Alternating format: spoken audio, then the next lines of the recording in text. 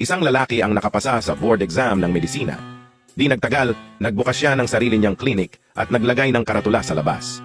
Kayang-kaya ko pagalingin ang kahit anumang sakit na mayroon ka sa halagang 1,000 piso. Kapag hindi ka gumaling, ibabalik ko ang pera mong 1,000 piso at dadagdagan ko pa ng 4,000 piso. Sa makatuwid, magiging 5,000 piso ang 1,000 piso mo. Isang araw habang naglalakad ang isang abogado papunta sa bayan, napansin nito ang karatula na nakapaskil sa klinik.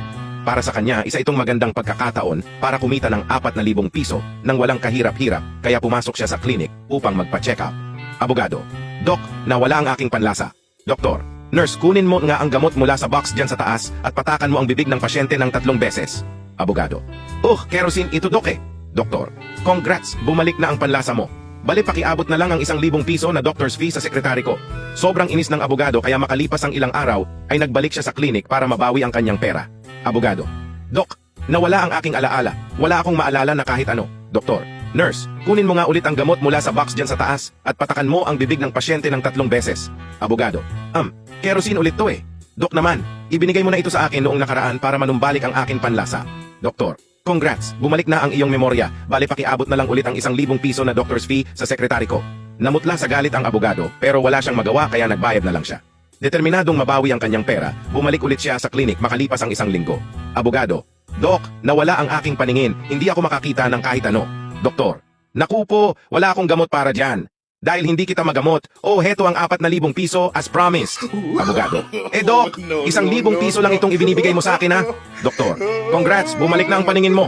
Bali pakiabot na lang ulit ang 1,000 piso na doctor's fee sa sekretary ko. Isang babae ang nagtatrabaho bilang isang tagapagbigay aliw, ngunit ayaw niyang malaman ito ng kanyang lola. Isang araw nagsagawa ng raid ang mga pulis sa isang grupo ng mga babaeng madalas nakatambay sa isang motel at kasama siya sa mga naabutan sa loob.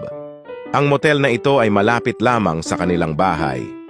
Pinalabas ng mga pulis ang lahat ng babae at pinapila sa labas ng motel. Biglang dumaan ang lola ng babae at nakita siya. Bakit ka nakapila, apo? Tanong ng lola. Dahil ayaw niyang malaman ng lola ang katotohanan, sinabi ng babae na namimigay daw ng libreng oranges ang mga pulis. Aba, ang bait naman nila. Makapila nga nang makakuha din ako. Sabi ng lola. Isa-isang kinausap ng pulis ang mga babae upang kuhanin ang kanilang mga impormasyon. Dumating siya sa harap ni lola at nagulat. Wow, Lola! Nagagawa mo pa rin yan sa edad mo? Paano mo nagagawa? Tanong ng pulis. Sumagot si lola. Madali lang, iho. Tinatanggal ko lang ang pustiso ko at sinisip-sip ang mga yon hanggang sa matuyo. Isang babae ang pumunta sa France para dumalo sa isang buwan na training session ng kanilang company. Inihatid siya ng kanyang asawa sa paliparan at sinabihan siya ng happy trip. Sagot ng misis, Salamat, honey. Napala, ano ang gusto mong pasalubong? Tumawa ang mister at sinabi. Pwede bang ipag-uwi mo ako ng isang French girl? Nanahimik ang misis at umalis na. Pagkalipas ng 1 buwan, sinundo siya ng kanyang asawa sa paliparan at tinanong. So, honey, kumusta ang training mo?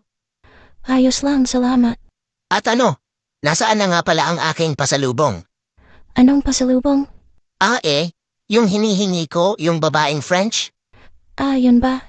Ginawa ko ang lahat, pero kailangan nating maghintay ng mga 3 hanggang 4 na buwan para malaman kung babae nga kapag na-ultrasound na ako. Saka wag ka mag-alala, sigurado akong French ang tatay. I heard a rumor through the grapevine so bold. Lawrence Lim got 1,000,000 stories untold. From green jokes, conspiracies, and edits with flair. You gotta follow him, baby, if you dare.